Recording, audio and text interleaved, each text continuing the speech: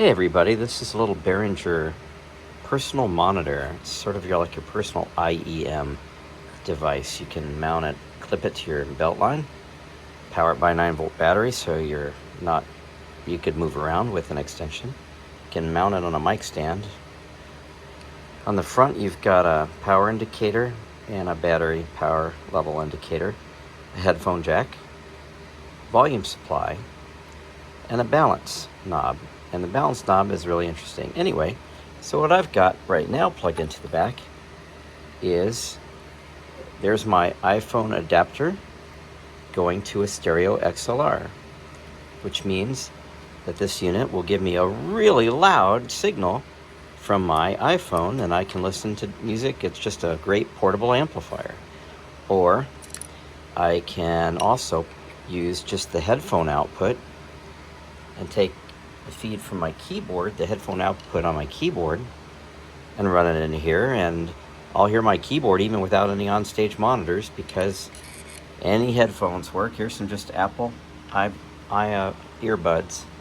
And but the real nice thing is that if you press the button here, the stereo mono, if you go to mono mode, in the back you can take your wedge monitor, what normally would go to a wedge monitor, put it in one channel, and put your own thing, your keyboard or your guitar output from your modeler. And then the right knob changes the balance from your personal instrument and mix it with the wedge, maybe all the vocals. So basically there's two nice modes. Well, it's a way to listen to your MP3 player nice and loud, and the battery I think lasts about 8 hours, 9 hours. Or you can listen to the wedge monitor feed without having to have a wedge monitor and your personal input source, and use the balance knob to make this just as loud as you want. It's plenty loud even for drummers. 9-volt battery or power supply, any guitar power supply would work. On the back there's the power supply and a power button.